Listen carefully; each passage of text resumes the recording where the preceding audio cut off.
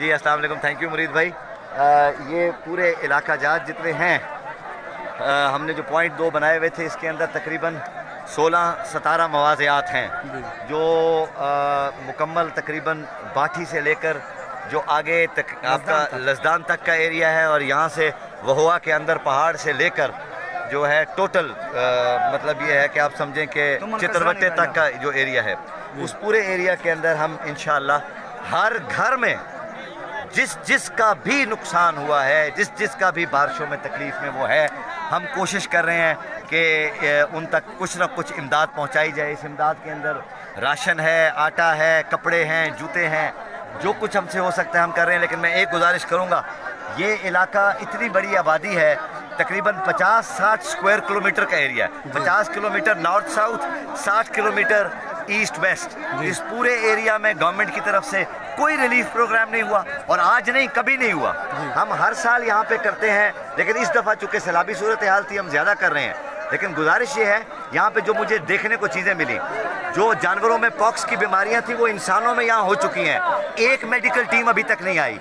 यहाँ के स्कूलों, यहाँ के अस्पताल, एक डिस्पेंसरी है चित्रवट्टा में, वहाँ कोई डॉक्टर नहीं बैठता। यहाँ पे जितने प्राइमरी और मिडिल स्कूल हैं, वहाँ कोई जो टीचर है वो ड्यूटी पे नहीं आता। मैं डीसी साहब और मैं कमिश्नर और मैं वज़ीर आला पंजाब से दरख्वास्त करता हूँ कि अगर ये टीचर इन दूर रास्ता इलाकों में ड्यूटियाँ नहीं दे सकते, इनको फारिग करें नौकरी से। और अगर ये ड्यूटियाँ नहीं देंगे तो यहाँ के लोग कैसे अवाम यहाँ की तालीम हासिल करेगी। डिस्पेंसरी की दवाइयाँ यहाँ के इंतज़ामिया के, निचली इंतज़ामिया के लोग बेच के खा रहे हैं, आंखें बंद करके सो रही है पूरी इंतज़ामिया। साहब ये जो हल्का है, हल्का 285, यहाँ ये ट्राइबल एरिया है, 285 के अवाम भी इस हल्के के हमारे हल्का अरबाब अख्तियार को वोट कास्ट करते हैं, तो इनका भी बुनियादी हक है जो बराबरी की बुनियाद पे इनके मसाइल हल हों, तो ये क्यों नहीं हो रहे? बात सही है, ये इनको तो वोट की ताकत या वोट की आवाज़ तो यहाँ से गई कभी नहीं है। यहाँ पे 18 पोलिंग स्टेशनों के रिजल्ट जो हैं वो नीचे बनते हैं, यहाँ तो पोलिंग होती नहीं है। यहाँ कौन सी पोलिंग होती है? नीचे कास्टिंग होती है। ये तो अब पिछले 2 इलेक्शनों से हमने जब से ये सिस्टम शुरू किया है तो यहाँ पे वोट कास्ट होता है, अदरवाइज तो लिस्टों के ऊपर ठप्पे लग के वोट बन जाते थे, डीसी साहब के दफ्तर में रिजल्ट काउंट हो जाते थे। इन्होंने तो कभी वोट दिया नहीं जो कोई इनको आंसरेबल हो, कोई जवाबदेह हो। तो इस इलाके की तवज्जो बहुत ज़रूरी है इंतज़ामिया की तरफ। उस्मान बुज़दार साहब इसी कोहे सुलेमान का वज़ीर आला है। मैं उनकी इस बात का दाद उनको देता हूँ कि जो उन्होंने ये मिठवान से चुखेजाम तक का रोड दिया है। सियासी इख्तलाफात अपनी जगह, लेकिन मैं उसका क्रेडिट उनको देता हूँ। हाँ, जिस ठेकेदार ने काम किया है उसने 10% पैसों में काम किया है, 90% पैसे वो खा गया है, लेकिन इसमें उस्मान बुज़दार का कसूर नहीं है। गुजारिश ये है कि इंतज़ामिया की तवज्जो होना ज़रूरी है, और इंतज़ामिया के साथ साथ हमारा तो ये इलाका है, मैं तो खुद कैसरानी हूँ, मेरी तो ये कौम है, मेरा ये कबीला है, हम सब कैसर खां की औलाद हैं, ये मेरे भाई हैं। हम तो जो 2 नवाले खाएंगे 1 नवाला शेयर करेंगे इनके साथ। लेकिन इंतज़ामिया की तरफ से यहाँ कोई अमल दखल नहीं किया जा रहा, जो बहुत ज़्यादा काबिल मज़म्मत है।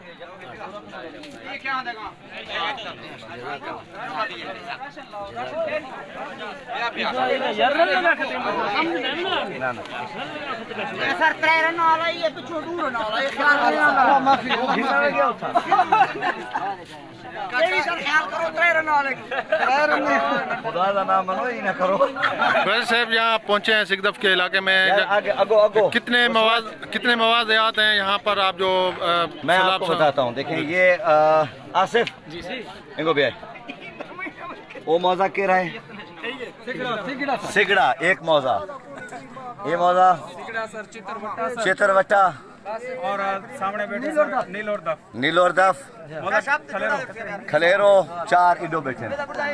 ये सिग कहीर थल मौजा, आ जाए आगे साथ आ जाए। ये मौजा कहीर थल, मौजा कहीर थल है।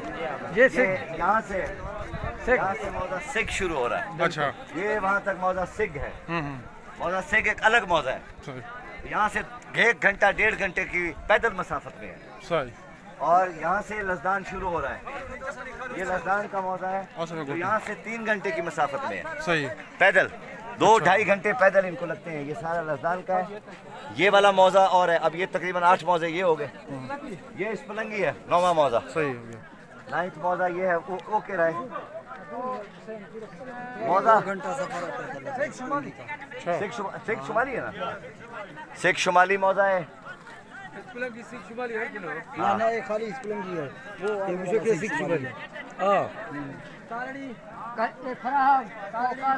फराह कालड़ी, दो मौजे ये बैठे हैं। इनके आगे ये तकरीबन कोई 20 से 22 मवाज़ियात हैं जिसके के दूर दराज इलाके के पैदल लोग जो हैं, डिस्ट्रीब्यूशन पॉइंट हमने ये बनाया है। इन तमाम लोगों की लिस्टें बनी हुई हैं। ये तमाम लोग वो मुस्तहकीन हैं जिनके नुकसानात हुए हैं, जिनके वसाइल नहीं हैं, जो मुस्तहकीन हैं। इसमें से जो बेवा जो यतीम हैं उनको हम 2-2 राशन दे रहे हैं।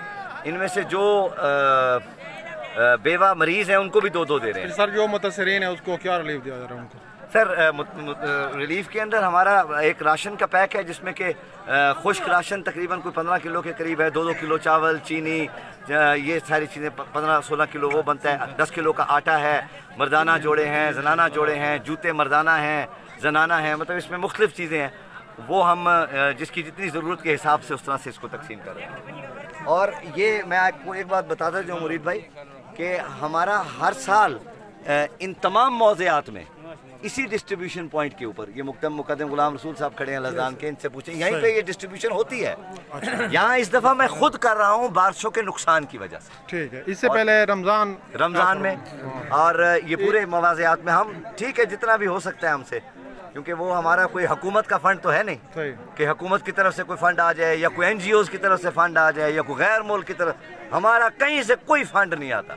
ये सिर्फ मुखैर हजरात के लिए इमदाद है जो हम करते हैं। और ये एक बात, बहुत से लोग कहते हैं कि जी ये इमदादी कार्रवाइयों की वीडियोस बन रही हैं, तस्वीरें बन रही हैं, इज़्ज़त नफ्स लोगों की। वो मैं सारों को एक पैगाम देना चाहता हूँ कि कुरान मजीद की एक आयत है जो मैंने उस दिन भी डगर वाली में तलावत की थी कि औज़ुबिल्लाहि मिनश्शैतानिर्रजीम बिस्मिल्लाहिर्रहमानिर्रहीम अरायतल्लज़ी युकज़्ज़िबु बिद्दीन, क्या तुमने एक ऐसा शख्स देखा है जो दीन को झुटलाता है? फ़ज़ालिकल्लज़ी यदउल यतीम, वो है जो यतीम को धक्के देता है। वला यहुद्दु अला तामिल मिस्कीन, और वो है जो मस्कीन को खाना खिलाने की तरगीब नहीं करता। यानी जब मैं लोगों को तकसीम कर रहा हूँ, जब मैं लोगों के अंदर एक एक्टिविटी इस तरह, तो मुखैर हजरात को ये तरगीब मिल रही है। इस इलाके के और लोग भी तो हैं जो मुखैर हैं, उनको तरगीब मिल रही है कि अगर वो कर सकते हैं तो हम क्यों नहीं कर सकते। इसी नीयत से किया जाता है ये काम, इसी नीयत से इसकी तशहीर की जाती है, इसी नीयत से मैं आपके थ्रू लोगों तक ये पैगाम पहुंचा रहा हूँ कि खुदा के वास्ते अपनी हज़रत सल्लल्लाहु अलैहि वसल्लम की मैं एक हदीस आपको बताता जाऊँ। मस्जिद से नमाज पढ़ के आप सल्लल्लाहु अलैहि वसल्लम जल्दी से घर वापस तशरीफ़ ले गए। सहाबा कराम ने कहा आप जल्दी से क्यों गए थे? उन्होंने कहा मेरे घर में, उन्होंने फरमाया मेरे घर में कुछ खजूरें हमारी ज़रूरत से ज़ायद थी, मैं वो तकसीम करके वापस आया हूँ। खुदारा अपने थालियों को देखो कि तुम्हारे घरों में कहीं ऐसा तो नहीं तुम खा पी रहे, जो गरीब कुछ खा रहा है और तुम ज़्यादा खा रहे हो। आखिरत के दिन यही माल तुम्हारे पेट में आग बन के टपकेगा। जिन अमीर ज़ादों को मैं मुखातिब कर रहा हूँ, जिन मुखैर हजरात को ये आग है जो आप अपने पास रखते हैं और अपनी जायदादें बनाते हैं, ठीक है, अपनी ज़रूरत, आप इज़्ज़तदार हैं, अच्छी गाड़ी पे चढ़ना चाहते हैं, अच्छे घर में रहना चाहते हैं, रहें। अल्लाह ताला एक इंसान पे अपनी नेमत का असर देख के खुश होता है, लेकिन गरीबों के साथ नवाला खाना सीखें, और यही हम कर रहे हैं। Thank you very much.